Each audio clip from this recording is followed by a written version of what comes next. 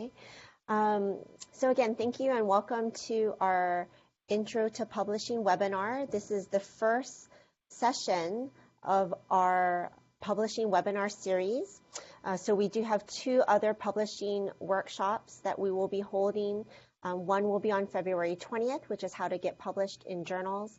And the last part of the publishing webinar series will be on March 5th, and that will be Publishing Beyond Grad School and for Professional Development. This is part of a larger series, which is our Graduate Student Professional Development series. We will be hosting other workshops throughout the semester.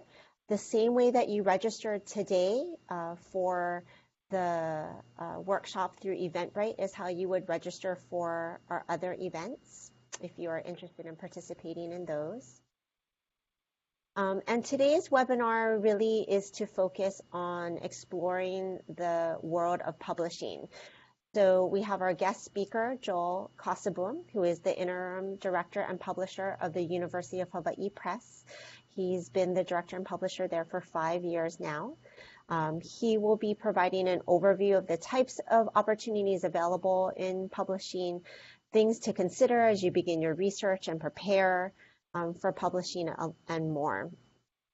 We will be sending an evaluation out via email to everyone who has registered for today's webinar, just to gather some feedback so we can see how we can better plan for future events. Okay. So before I turn it over to Joel, let me just share a little bit more about his background. So Joel has been working in publishing, specifically in Hawaii, for almost 20 years. He serves as a board member for the Hawaii Book Publishers Association and the Hawaii Book and Music Festival. So something exciting to share from Joel is that the festival will be held on campus at UH Manoa in fall 2020. So that's something we can all look forward to. Okay, so without further ado, I would like to turn it over to Joel. So thank you very much for joining us today, Joel. Thanks, Kristen. I appreciate it. Hi, everyone.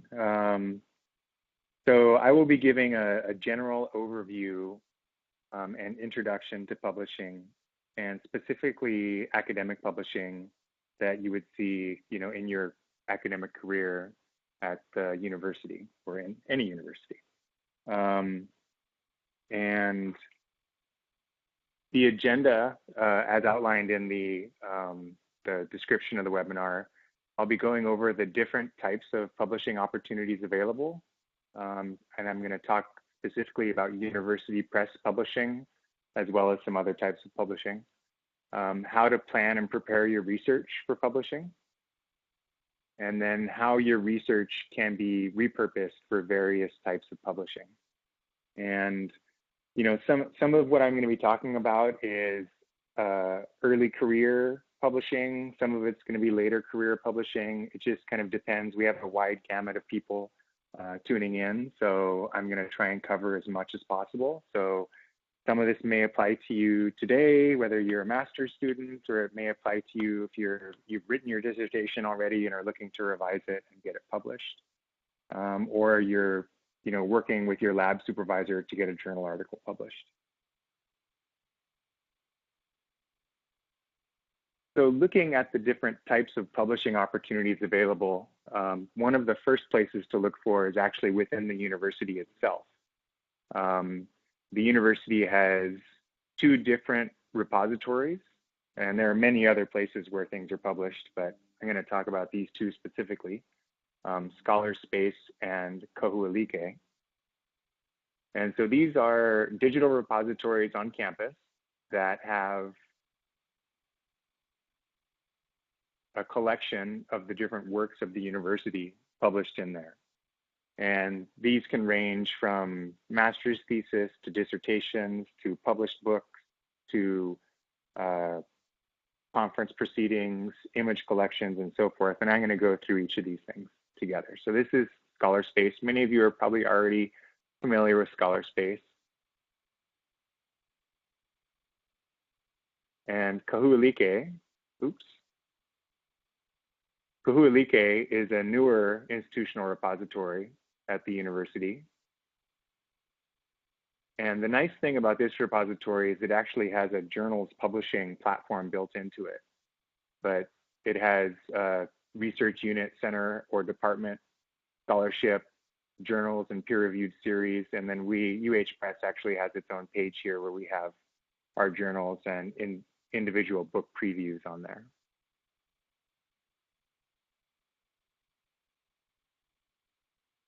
Some of the other opportunities, so for publishing in these institutional repositories, would be theses or dissertations. And I'm going to show you in ScholarSpace where these are. So here's a listing of all the dissertations and theses in ScholarSpace by department. Now, some of these departments don't have much, others do. So you can see everything's all in here. Some of the departments have their own sections within ScholarSpace, which I will show you in a minute. And if you have questions, it would be best to talk to somebody in your department. You know, possibly your, like your dissertation supervisor, or, your one of your professors, to find out if they actually publish your theses and dissertations online.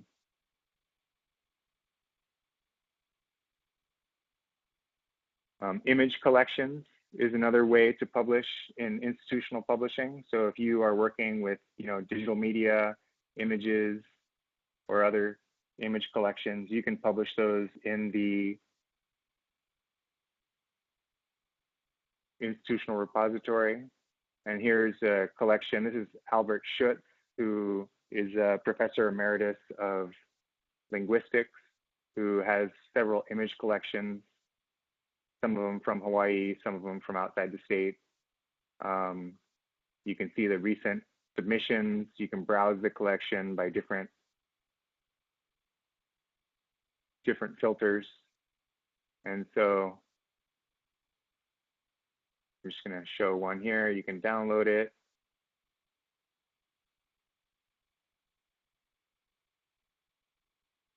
And it's a picture of him signing a book at Borders. So there are other image collections the library has also in Kahu'ulike. And I would invite you to browse these two repositories to see what has been published before. And if your department has a page there with other things that have been published, you might be able to, get your thesis or dissertation published open access in one of these repositories. You can also publish data sets.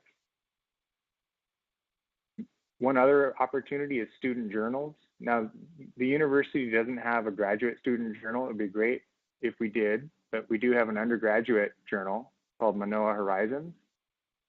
And so Manoa Horizons has,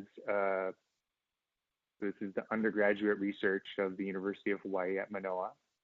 And so they publish this through themselves. And this is a platform in Kahu'ulike that allows for journals publishing. And then they host the issues here. So it's broken down by article. So if you were to publish in this journal, you could then download your article.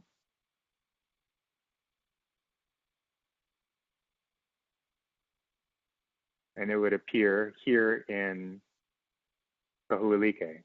So it shows you, it's Manoa Horizons, Volume 4, Issue 1, Article 1. It has the title, the author, and which university they're at. And then there's a typeset version, a PDF version of the article here.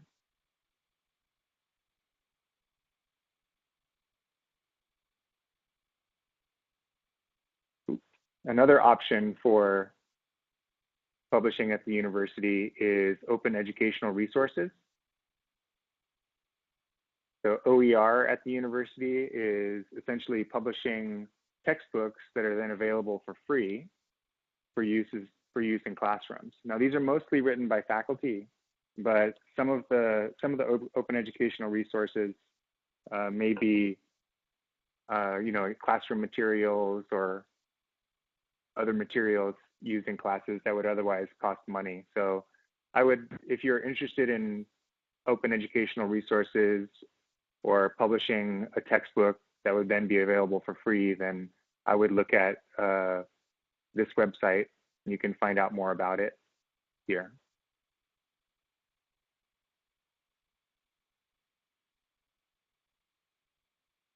And then when you get outside of institutional publishing and into the scholarly publishing world, where the different types of publications that you could look at for yourself would be journal articles, and then books.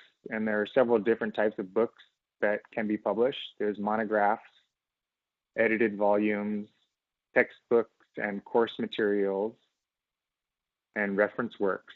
And monographs are usually single author works that really delve deeply into a very specific subject. It's usually takes years of research. Sometimes revised dissertations become monographs. Edited volumes are typically, multi-author volumes where each chapter is written by different authors, or sometimes multiple authors write multiple chapters and it's combined together with an introduction that cohesively brings all of those works together into one volume. Textbooks and course materials, I'm sure you understand what those are. And then reference works, would be like we've published the Hawaiian Dictionary. There's also, we have a Chinese-English, English-Chinese dictionary that we've published. And we have other dictionaries and reference works as well. And then something that's relatively new is digital humanities, which is a good example is what Stanford University Press is doing currently. And I'm going to show you their website. So it's essentially publishing scholarship in a digital way that isn't in like a book format. It's usually published in a website. So this one here, Enchanting the Desert, was one of their first projects.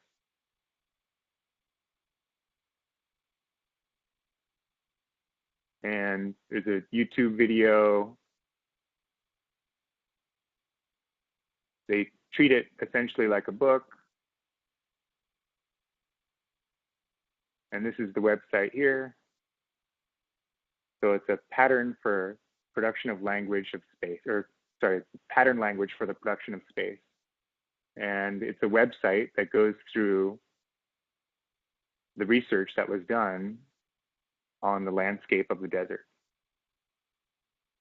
And so they received funding in order to be able to publish this, and it sprang out of research that happened at the university, and it is a new and innovative way of publishing your research.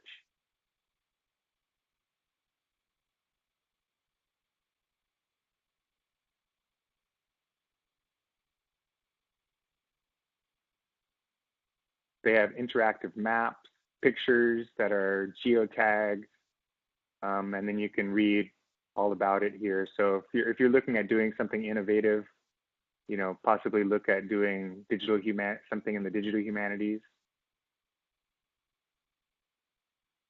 Usually these types of publications require some sort of external funding, which I'll get into a little bit more, and then I believe it's going to be covered a bit in the Publishing Beyond Grad School and for Professional Development webinar in a couple weeks. So in scholarly publishing, there's really, two general formats that works are published in: print or digital. And print is, like we talked about, books or journals.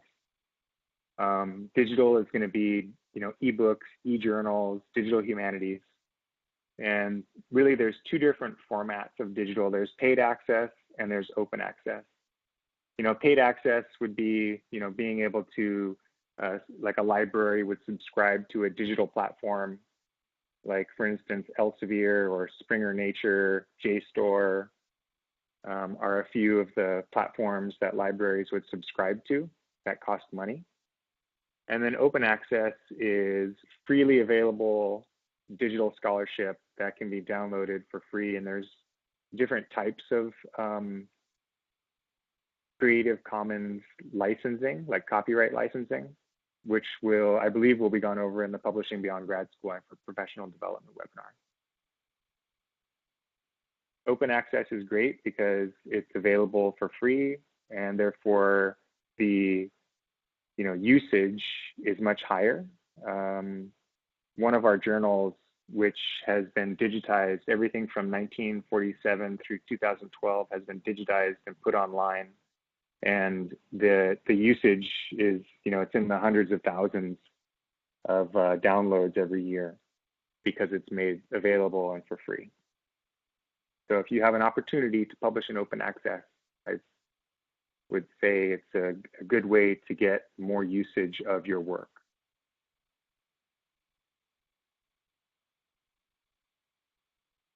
So then there's different types of scholarly publishers. I'm just going to broadly talk about commercial publishers and university presses. Commercial publishers like Elsevier, Springer, Taylor and Francis, they are for-profit organizations that publish scholarly works. And, a lot of times you'll find, like McGraw-Hill is a commercial publisher, so they charge high prices, and access is not as easily available. And also out there in the commercial publishing world are predatory publishers, and this is something you have to be careful of. And I believe it'll be discussed in our How to Get Published in Journals webinar. So sometimes you might get an email from some journal saying, publish your research with us. It only costs you $3,000 to submit your article. You really have to be wary of some of these journals that are out there because they will try to take your money and get you published. And it may be in a journal. They may look like a legitimate journal, but their usage may not be high. They may not necessarily be a legitimate publisher. So just be careful when you're looking at some of the emails that come in that are requesting submissions. And then there are university presses like the University of Hawaii Press. Many of the university presses, are part of their host institution, just like UH Press is part of UH Manoa. And I'm going to go into detail about university presses. So publishing with a university press, there are several benefits to publishing with a university press. First and foremost, we, for the most part, are not-for-profit. There are a couple out there that are not part of their institution and are actually set up as separate businesses, but UH Press and many other university presses are actually part of their host institution and do not run for a profit. And the other huge benefit to working with the university press is a peer review process. So all of our books and journals go through a peer review process that, it's a single blind peer review process that validates the work we're publishing. Many times it results in, the readers will catch revisions that need to be made or maybe suggest, ways to improve the work by possibly revising a chapter or changing the introduction. But the process of peer review is almost always beneficial. University presses are part of an association, the Association of University Presses. And their website is aupresses.org. So if you were going to look for a university press, this would be the place to go. There's also a lot of many other resources here for authors and faculty who are looking to be published. So if you were looking to get published publish a book or a journal article, this would be a good place to start. There's a lot of good information here, and I'll be going into a little more detail in just a minute. One of the other huge benefits of publishing with a university press is specialization. Most university presses do not publish everything for everyone. They're usually very specialized, either in the journals that they're publishing or in the fields of research that they publish for their books, the fields of study they publish in. So I'm going to show you on the AU Press's website, resources for authors and faculty. So there's some good information here, and there's this link over here called Finding a Publisher. And there's a subject area grid that you can download, and I'm going to show you that.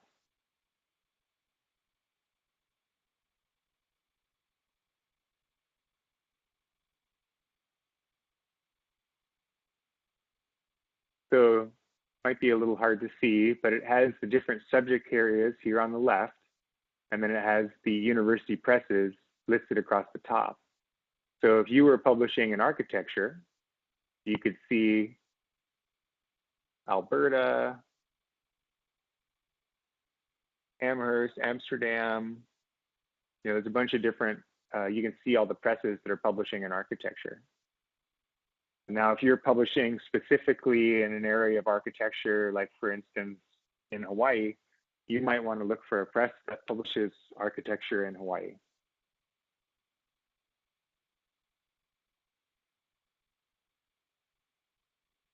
And this is it's a big document. There's also an Excel spreadsheet that you can download that's a little easier to look at. The other benefit to working with a university press is the value added that we add to the books and journals articles that we publish. Many of the commercial publishers don't go through as rigorous a peer review process. Some of them also do not invest in professional copy editing or in professional design. University presses are held to a higher standard. In order to belong to the Association of University Presses, you have to follow those standards. And so, you know, having a professionally peer-reviewed and published work with a university press brings with it a lot of prestige. And the later you are in your career can also help you out with tenure and promotion.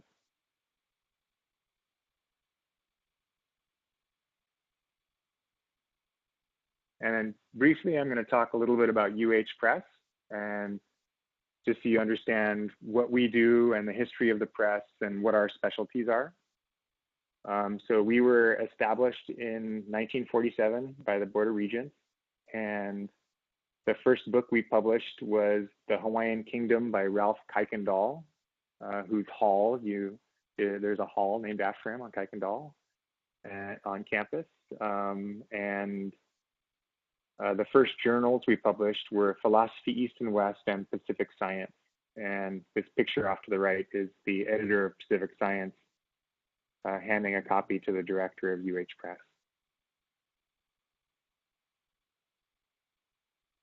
And so our specialization, we focus on Asian, Hawaiian, Pacific Island, and Asian American studies, as well as general interest titles on Hawaii's people, culture, and natural environment. So we publish books, which includes monographs, textbooks, hiker's guides, many different types of books. We also publish book series and journals, and many of them are for UH Manoa departments and faculty. But we also publish for faculty outside of UH, so at other institutions who specialize in the areas of Asian, Hawaiian, Pacific Island, and Asian American studies.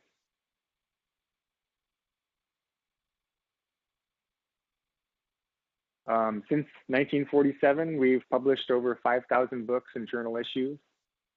We have disseminated over 15 million physical copies of our books and journals. Our books and journals are available in several digital platforms, including University Press Scholarship Online through Oxford University Press, Project Muse through Johns Hopkins, JSTOR, De Gruyter out of Germany, We also have books available on Kindle and iTunes and others digitally. Our textbook series, Integrated Korean, is the most used Korean language textbook. I'm not sure in the world, but definitely in the United States. It's also affordable compared to other language textbooks that are out there, which is one of the reasons that the book has sustained itself over such a long time. And then our journal's issues on Project Muse are downloaded by users from over 2,000 institutions located in 80 countries. So the depth and breadth of the books and journals that we publish are definitely making their way into the hands of readers or the screens of readers.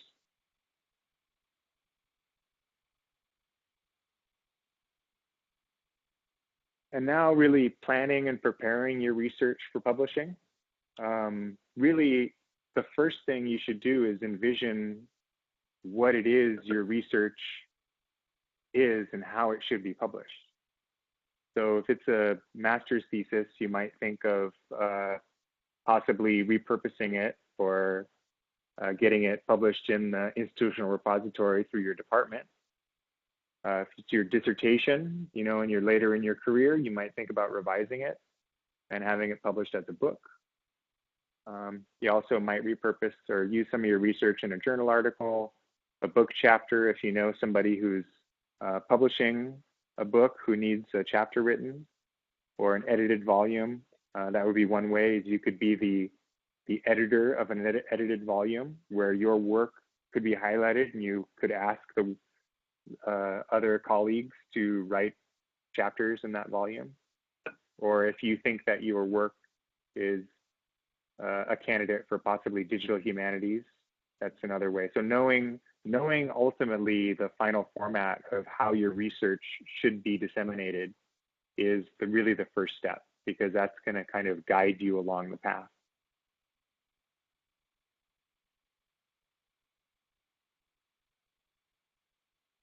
The second step is really researching the market to see what's out there, to see what's similar to what you envision your work will look like. And one thing to do is to pick up a book or journal that you normally read for your research, and look at the bibliography, look at the table of contents of the journal to see if it would be a good fit for your research. If you look in the bibliography, you can probably find other books or journal articles that have been published in your field and see who published them to get an idea of where possibly to approach, who to approach. Go to that AU Presses matrix that I showed you and go see the university presses that are publishing in those fields, and then research the books that they've published to see if your work would be a good fit, if you think it would be a good fit. Attending academic conferences is a great way to get your work published. Many times at academic conferences, there may be panels that are on the areas that you would like to publish in. And so if you network with people on those panels, eventually you can be invited to write an article or a book chapter or possibly a book. But really networking at those conferences is very important. It can be very helpful in getting requests to write articles and chapters and so forth.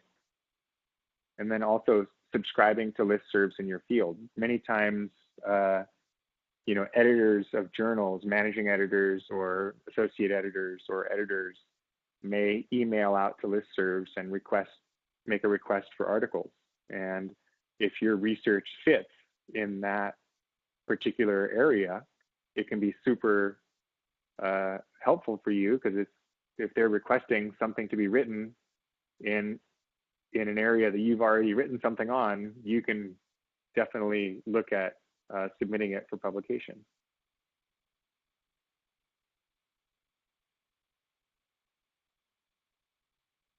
And then the next step is really understanding the submission process.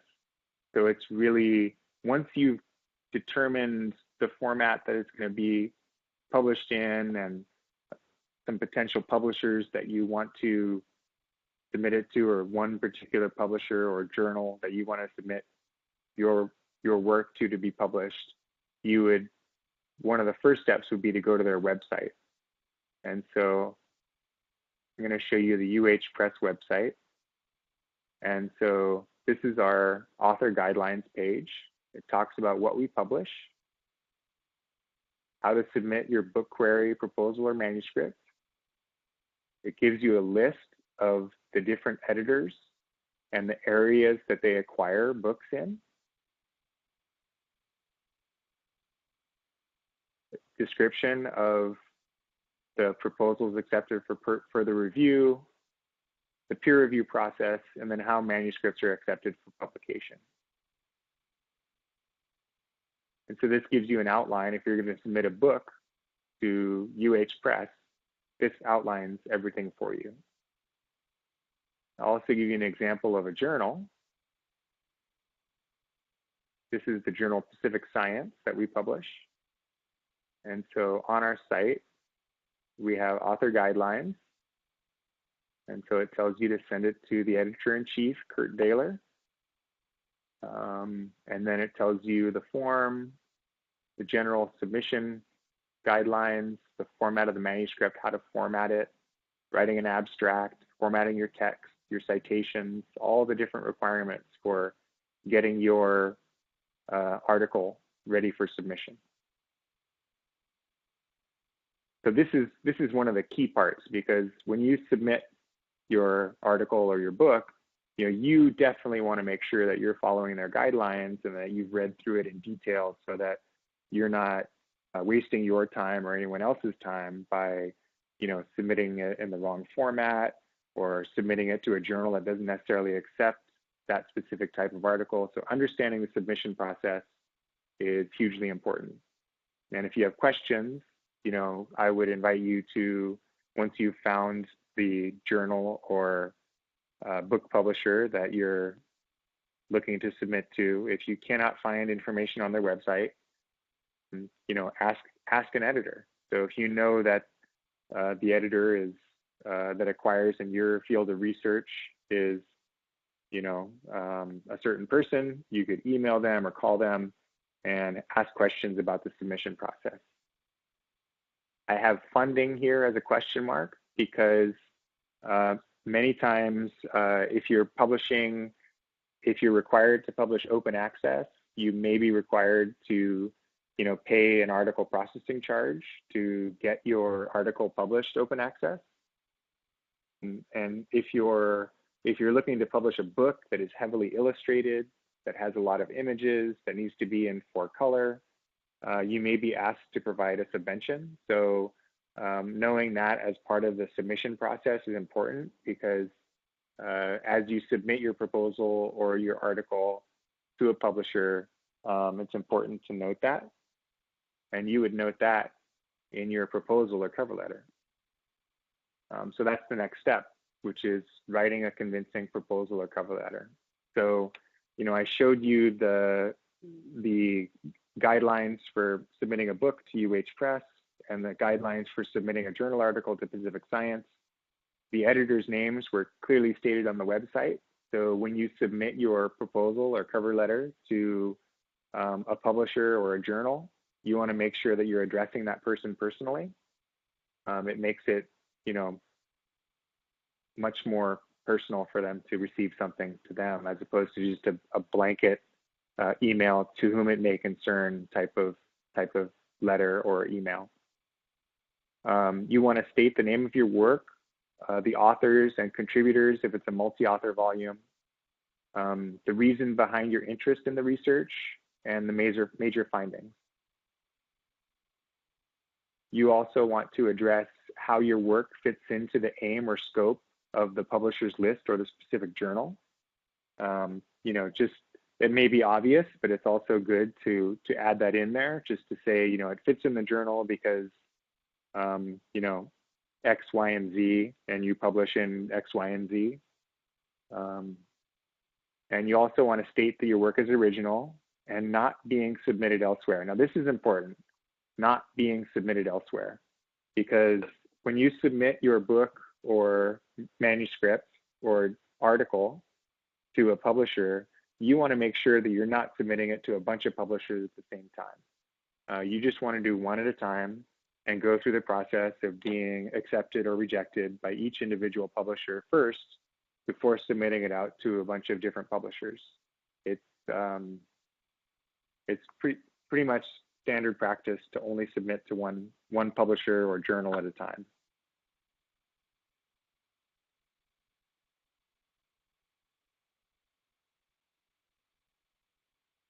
And then I wanted to talk about how your research can be repurposed for various purposes. So you may be early in your academic career, or you may be further along in your academic career, but it's really important that you save everything. You never know when those research notes are going to come in handy again. But if you are revising your dissertation to have it be published as a book, and you need to find out where you got all those images from that you wanted to include in the book, having that information in your research notes is very important. Or if you're being asked by a peer reviewer to expand upon a certain subject, and you know that you reviewed that already when you were going through the process, but excluded it from your dissertation, you can go back to your research notes to make sure that you still have access to that information. You want to save your papers.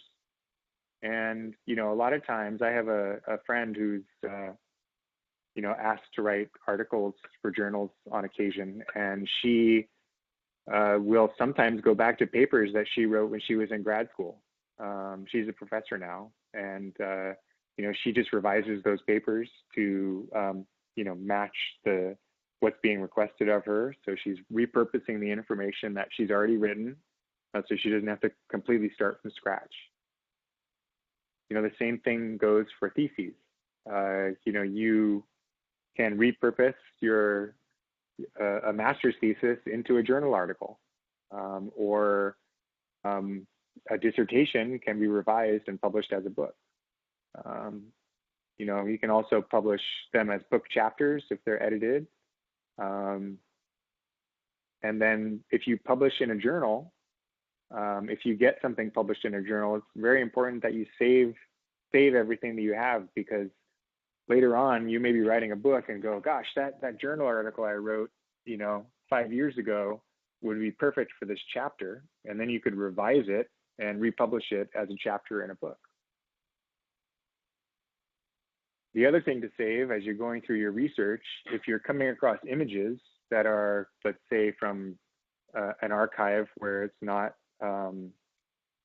using them would not be considered fair use, you would want to make sure that if you get permissions, that you can go back and use those in a published book or journal article or another format.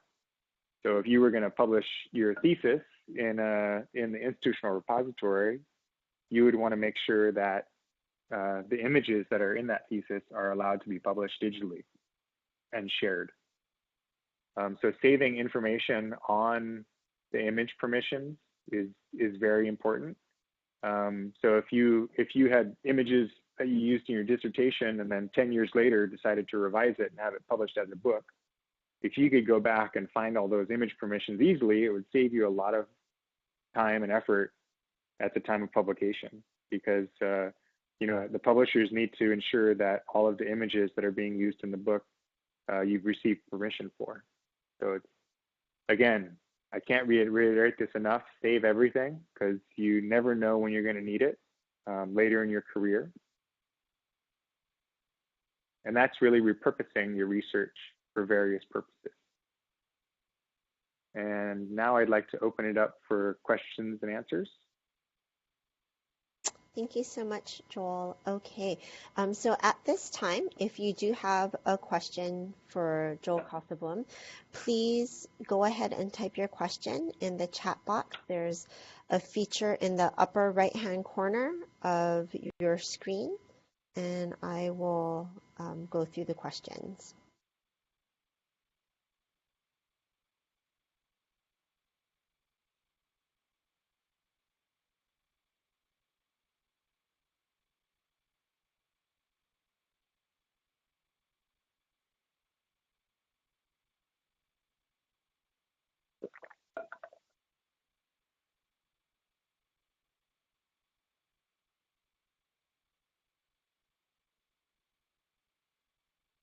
Someone asked if you'll have access to the PowerPoint. Yes, we will be emailing out a copy of the PowerPoint to everyone. Okay, another question is, do all publishers charge to get your article published? Good question. Yeah, it's a very good question. And the answer is no. Most university presses do not charge. The only time, like for instance, UH Press charges is when somebody requests that their article be published open access. So when an article is published open access, that means that it's going to be available for free. And so it will limit some of the sales of the journal article.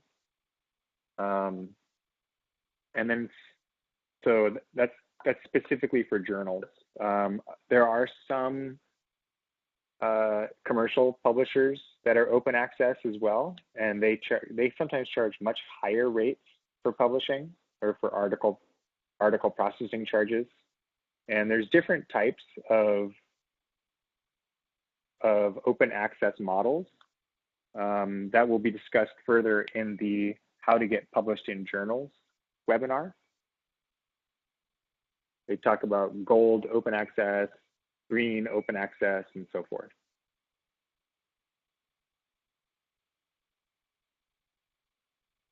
The next question we have is, could you please describe the process of co-authoring papers? How is it decided who is included as an author?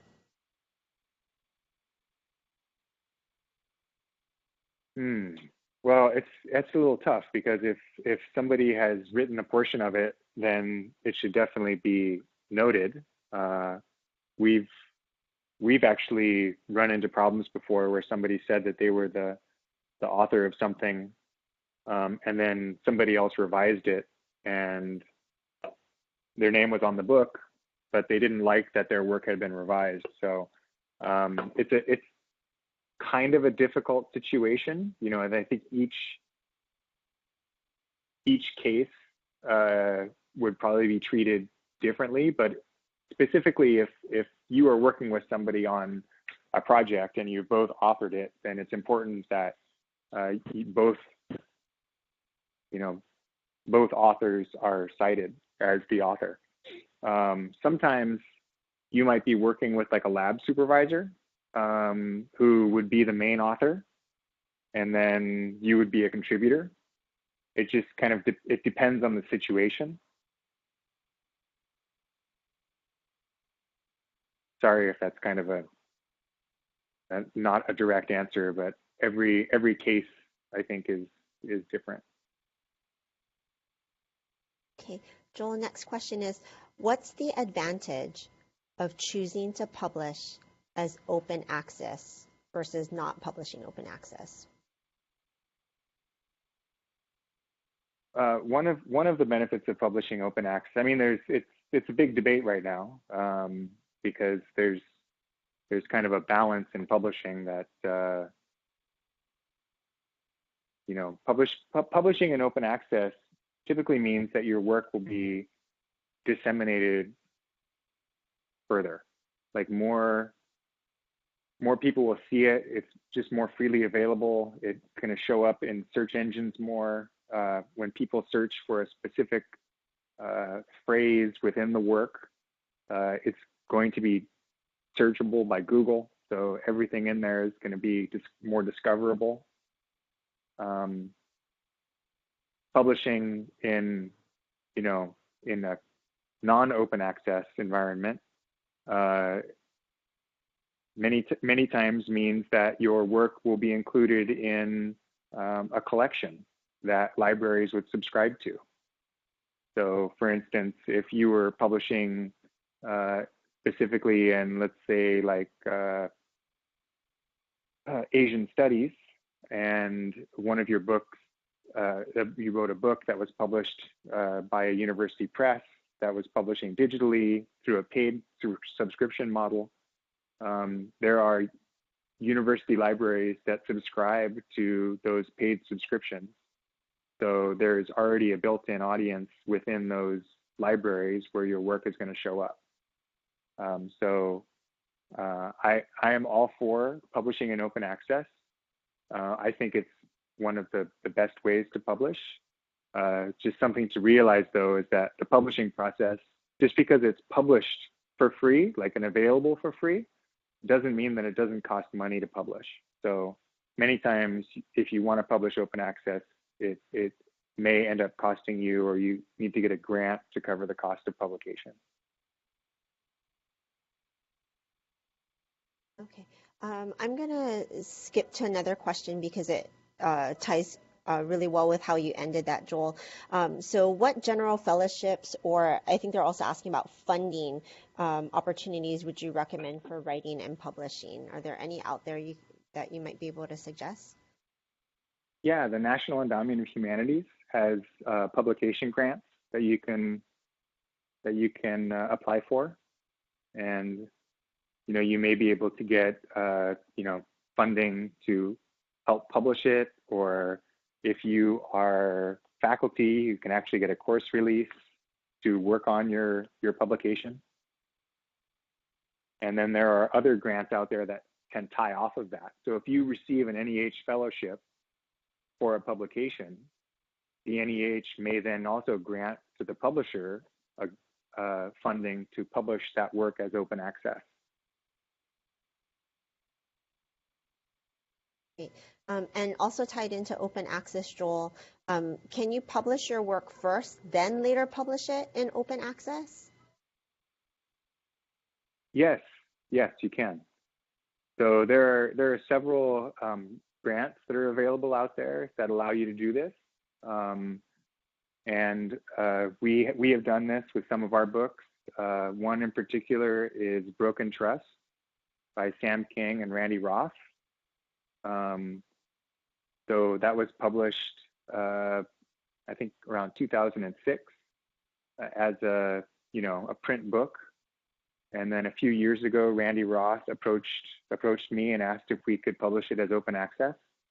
And he received funding from Kamehameha Schools to be able to digitize it and make it available for free. And now it's available free via Scholarspace at UH. And I think you can also download the free Kindle edition on Amazon. Next question is, what is your recommendation for first-time master students publishing their research? It's difficult for a first-time master's student to get published with a university press. I mean, as if it's a book. For journal articles, I would go to your faculty advisor to see your possibilities for getting published, to see what their recommendations are. They might possibly refer you to a journal or a specific outlet. They may also be able to provide you information on where the scholarship can be published in the institutional repository.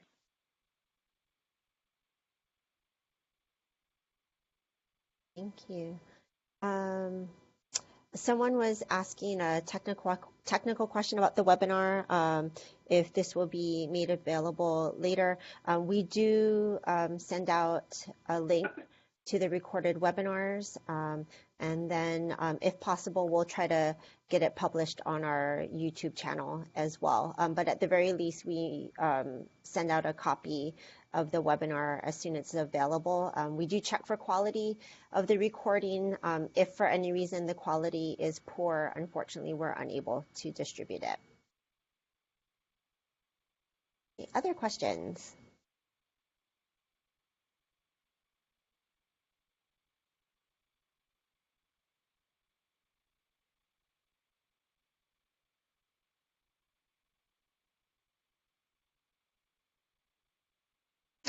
Okay.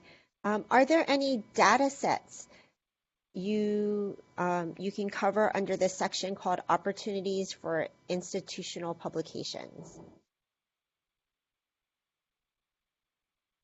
I don't have any specific examples that I found at UH, but I do know that Digital Commons, which is the publishing platform that Kahu'uleke is built on,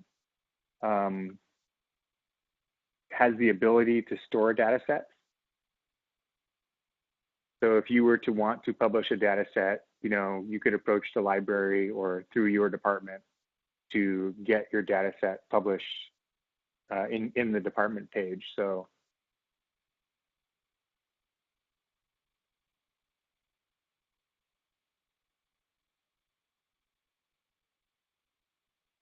yeah, I don't have any specific examples here.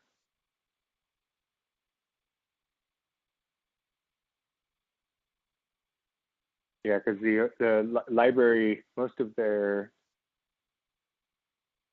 information in Scholarspace is actually books and images, but I'm not totally sure on where the data sets would be, if there are any in Scholarspace. But I know that they can be published in Kahu'elike. It is one of the options in Digital Commons.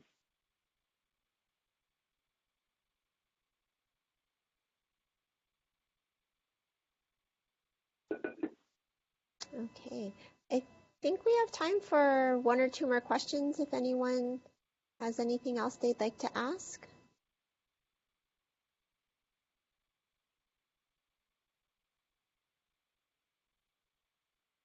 Okay, here's a question. Do you have any sample budgets for publishing you could provide?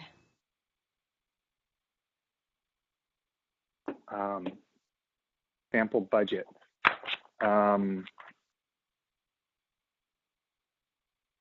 That's a difficult question to answer because it really depends on the project. Like for instance, if you were going to publish a journal article, it would depend on the subject area and the journal that you wanted to get published in. If there were, charges to get that article published. And if you were to publish a monograph versus image-heavy art book, the budgets would be completely different. So it's difficult to say without knowing the specific context of the work being published.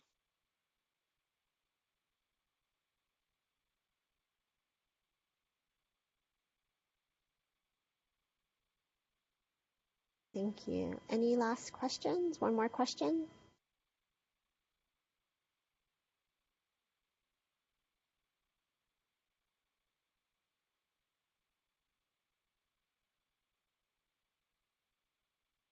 Oh, I think this is related back to the last sample budget question, but regarding introductory textbooks. So sample budget for an introductory textbook? Oh, an introductory textbook would, it would also depend on the subject area. I know that language text typically can be in the millions of dollars to develop a textbook series for. I know that Open Educational Resources provides grants to authors of books, and if I remember correctly, it's around $5,000. You can receive a grant for writing a textbook for use as open educational resources. But yeah, again, it depends on what kind of textbook. Okay. Great. Well, thank you so much, Joel. Really appreciate all the information that you've shared today. Those last tips about repurposing research or previous publications is really a great thing to keep in mind, and really pointing out about image permissions, also another good piece of advice. And thank you for also providing us with information about things to consider regarding funding. I think that's an area that sometimes is a real surprise to students when they get to that part of the process. So thank you everyone for joining us this afternoon. Again, we will be sending a follow-up email with an evaluation for today, along with access to the recording from today, if everything works out for that, and a copy of the presentation. We look forward to seeing you at one of our future graduate student professional development events. And everyone have a great afternoon. Take care.